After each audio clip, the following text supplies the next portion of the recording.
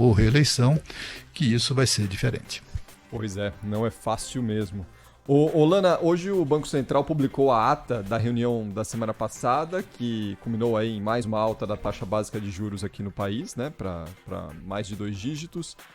E ali deixou uma parte do texto chamou muita atenção, que é o alerta que o Banco Central faz sobre o cenário fiscal brasileiro, eventuais atitudes que possam ser tomadas que danifiquem ou prejudiquem ainda mais essa questão do cenário fiscal brasileiro, colocando ali alguns alertas, o que remete, claro, à questão da PEC dos combustíveis em tramitação no Congresso Nacional, que tem sido um campo de batalha ali entre a equipe econômica e a ala política do governo federal, em disputa, claro, com os parlamentares que querem achar uma solução aí para o problema dos combustíveis, que não parece ser das mais fáceis. Exatamente, Cris Panvec. O que a ata do Banco Central, do Conselho de Política Monetária do Banco Central, publicada hoje com relação a essa decisão de alta de juros da semana passada, diz é que o tiro pode sair pela culatra. É que a tentativa de resolver um problema complexo com uma solução muito simples tende a dar errado. O que a gente está falando aqui, o recado do Conselho do Copom é muito claro. O recado da ata do Banco Central é o seguinte: essas tentativas no Congresso Nacional de redução da tributação dos impostos, tem 3 pelo menos tramitando, que a gente pode falar sobre isso daqui a pouquinho aqui, mas tem 3 propostas de emenda à Constituição para reduzir os impostos da cobrança dos combustíveis, para tentar tirar um pouco o peso, para ver se assim a gente consegue reduzir o custo do litro, o preço do litro dos combustíveis, o que é bom para a inflação, é bom para a economia, é bom para todos nós. Mas será que essa solução é a melhor? O Banco Central vem a público, portanto, nessa carta divulgada hoje, para dizer que, abre aspas, o Copom reitera que o processo de reformas e ajustes necessários na economia brasileira é essencial para o crescimento sustentável da economia. A solução, portanto, não seria um atalho, só corta imposto. Tem que fazer reforma, tem que pensar no bom uso do dinheiro público. Por quê? Por que o Copom diz isso? Porque uma redução, segundo os especialistas, uma redução da cobrança de impostos pode gerar mais inflação na frente. Daqui para 2 passos, o risco de uma pressão inflacionária maior ainda, a gente sabe bem o que é a inflação no último ano. Passou de 2 dígitos, tudo subiu de preço. Mas cortar impostos, primeiro, sem apontar de onde vai sair o dinheiro para cobrir esse buraco que vai ser aberto, fere a lei de responsabilidade fiscal, E segundo, se o Congresso Nacional toma uma decisão neste caminho, até por um projeto, um deles saiu da Casa Civil, uma ideia saiu de dentro da Casa Civil, se isso prospera no Congresso Nacional, pode até sair e reduzir por um período mínimo o preço dos combustíveis, mas vai gerar insegurança. E essa incerteza que uma medida como essa pode gerar, acaba desvalorizando a nossa moeda e gerando mais inflação.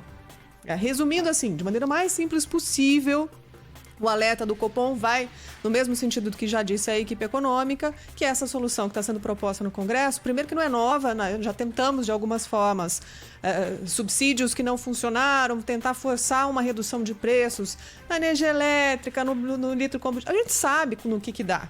Gera um desequilíbrio, segundo essa ata que foi divulgada hoje, que pode nos custar mais caro para frente. A solução seria uma reforma mais ampla, mais planejada. A reforma tributária, por exemplo, que está parada no Congresso Nacional há bastante tempo. Mas o que a gente tem hoje tramitando no Congresso para redução do preço do combustível são 3 propostas. Uma delas está no Senado, que propõe, além da redução em si dos tributos, né, que incidem sobre o litro do combustível, um vale diesel, que é aquele vale que já foi instituído pelo governo federal, mas com o dobro do valor para ajudar a subsidiar os caminhoneiros, né, o preço do litro para os caminhoneiros do diesel, e um outro subsídio para reduzir, para evitar novos aumentos da passagem do transporte público. Esse é um projeto que ficou conhecido até como kamikaze, foi apelidado assim, né?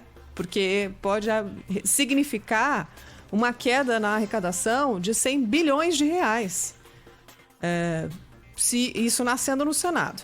Tem um outro que está na Câmara que propõe a redução de vários do imposto, do tributo federal a zero praticamente, nos 3 combustíveis. E isso também desagrada a equipe econômica, porque é maior do que o ministro Paulo Guedes tinha sugerido, que é uma redução só no litro do diesel. Todos eles têm um custo em que o governo teria que abrir mão de um percentual em arrecadação, provocando estados e municípios a seguirem pelo mesmo caminho. É uma discussão muito complexa, que merece ser feita com cuidado, claro, mas o alerta hoje do Banco Central é inédito, porque é difícil ver um posicionamento tão claro assim contra uma ideia que está sendo colocada e que está sendo discutida no Congresso Nacional. Então, o Banco Central se posicionando contra a tentativa de reduzir a cobrança de impostos no litro dos combustíveis no Brasil, pelo menos da forma como está sendo discutido no Congresso Nacional, em ano eleitoral, para não ser lido como uma desconfiança de uma iniciativa populista, para tentar reduzir no fórceps o preço do litro, provocando ainda mais incerteza e mais inflação, Cris. Combustível é algo sensível, certamente ainda a gente vai mergulhar muito nesse debate que é complexo demais para a gente achar uma solução. O que não pode é o povo brasileiro continuar pagando o preço abusivo pelo combustível, que inclusive aquele que é produzido aqui, que não passa por cotação internacional, como é o caso do etanol, né? Aumenta a gasolina, aumenta também o etanol. Por quê? Porque a Petrobras não tem interesse que o etanol seja competitivo em relação à gasolina. Sempre mantém ali uma distância que o torna, sempre planta dúvidas se é mais vantajoso ou não ao cidadão abastecer com... Ele tem que fazer contas, né? Tem que ir lá, pegar uma maquininha de calcular e fazer contas para ver se vale a pena, em vez de gasolina, abastecer o seu carro com etanol.